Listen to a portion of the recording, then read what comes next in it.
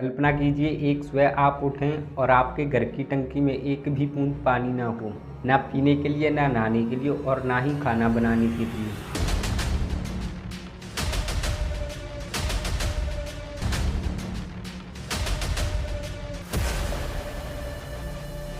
सुनने में यह किसी काल्पनिक कहानी जैसा लगता है, लेकिन दुनिया के कई शहर इस भयानक स्थिति का सामना कर चुके हैं। Look at the western state of Maharashtra. Its capital, Mumbai, is now left with just 40 days of water supply. A water crisis has already begun to emerge in parts of Maharashtra. Hyderabad, where there has been a water crisis, water shortage.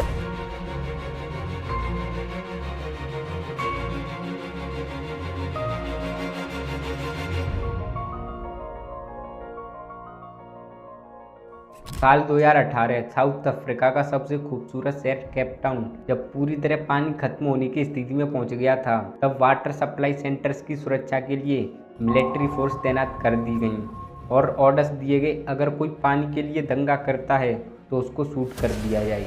Chennai 2019 जब इस metro city में पानी खत्म होने की स्थिति में आ गया था, तब ऑफिस, स्कूल्स, रेस्टोरेंट सब बंद करने पड़े और हालात इतने ज़्यादा खराब हो गए कि हॉस्पिटल्स में सर्जरीज रोकनी पड़ी और लोगों को पानी की तलाश के लिए शहर छोड़ना पड़ा। तब डे ज़ीरो घोषित किया गया था। सुरक्षित पेयजल की कमी के कारण भारत में हर साल लगभग 2 लाख लोगों की मौत हो जाती है। नीति आयोग की रिपोर्ट के अनुसार भारत के 21 शहरों में भूजल तेजी से समाप्त हो रहा है और भारत एक बहुत ही बड़े जल संकट की तरफ काफ़ी तेजी से बढ़ रहा है।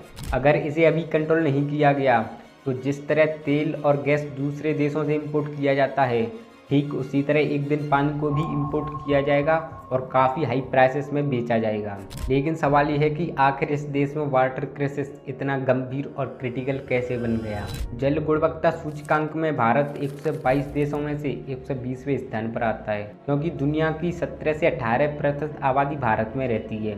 लेकिन भारत के पास दुनिया के कुल मीठे पानी का 4% हिस्सा है, यानी कि लगभग 0.036%, जिसमें से 70% पानी प्रदूषित है। इसका मतलब इंडिया के पास पीने का पानी ना के बराबर है। इंडिया एक नेशनल वाटर इमरजेंसी की ओर काफ़ी तेज़ी से बढ़ रहा है, जिसके 2030 से 2035 के बीच चरम पर पहुंचने की आशंका है। आपको लगता होगा कि पानी सिर्फ नहाने, धोने या पीने में खर्च होता है, लेकिन सच्चाई इससे कहीं ज़्यादा हैरान करने वाली है। 1 किलोग्राम चावल उगाने के लिए लगभग 2500 लीटर पानी की आवश्यकता होती है। एक जिंस के लिए करीब 10,000 लीटर पानी। यह मात्रा एक इंसान के लगभग 10 साल तक पीने के पानी के बराबर है। और जिस स्मार्टफोन पर आप अभी ये वीडियो देख रहे हैं, उसके निर्माण में लगभग 12,000 लीटर पानी की खपत होती है। ये खपत सिर्फ फिजिकल प्रोडक्ट्स तक ही सीमित नहीं है, डिजिटल वर्ल्ड भी पानी पर ही डिपेंड है।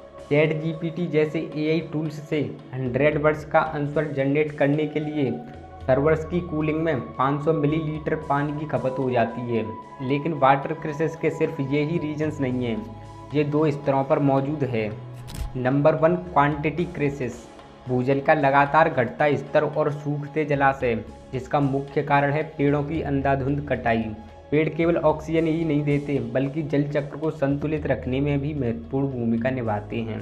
भारत में उपलब्ध मीठे पानी का लगभग 80% हिस्सा कृषि क्षेत्र में उपयोग होता है, इसलिए सिंचाई की अप्रभावित तकनीकें भी जल संकट को बढ़ाने में बड़ी भूमिका निभाती हैं।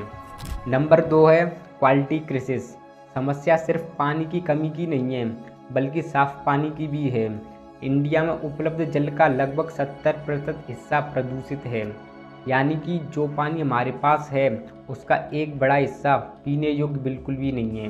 नदियों में गिरता सीवेज, औद्योगिक कचरा और रासायनिक प्रदूषण इस संकट को और गहरा कर रहे हैं। सुरक्षित पेयजल की कमी के कारण हर साल लाखों लोगों की मौत हो जाती है।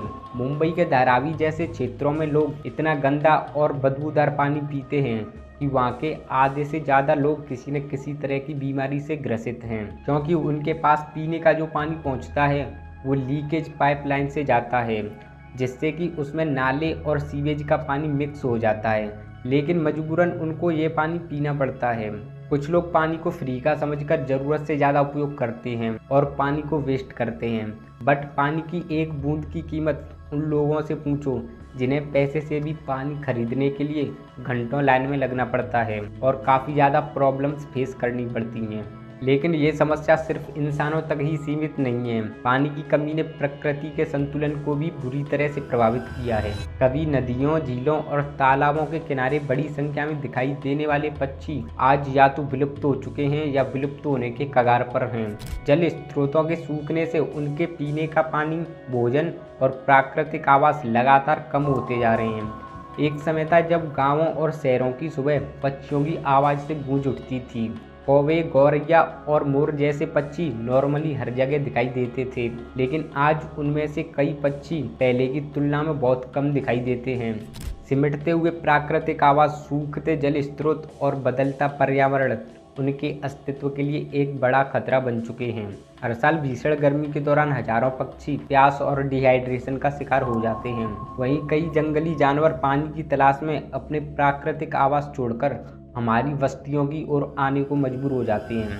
यह सिर्फ पानी की कमी नहीं बल्कि धरती पर जीवन के पूरे सिस्टम के लिए गंभीर चेतावनी है, क्योंकि जब पानी खत्म होता है तो सिर्फ नदियाँ और तालाब ही नहीं सूखते बल्कि उनके साथ अनगिनत जीवों की जान भी जाती है। लेकिन अभी भी देर नहीं हुई है।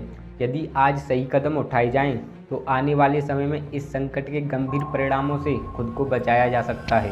क्योंकि वाटर क्राइसिस को पूरी तरह खत्म करना भले ही मुश्किल हो, लेकिन इसे नियंत्रण में लाना हमारे ही हाथ में है। इस समस्या का समाधान सिर्फ सरकार नहीं, हम सब मिलकर कर सकते हैं। इसके लिए हमें पानी की बर्बादी रोकनी होगी, रेन हार्वेस्टिंग को बढ़ावा देना होगा, डिफोरेस्टेशन को कम करके ज़्यादा से ज़्यादा पेड़ लगाकर ग्राउंड वाटर को रिचार्ज करना होगा। साथ ही घरों, खेतों और ऑफिस और इंडस्ट्रीज़ में पानी का सोच समझकर इस्तेमाल करना होगा।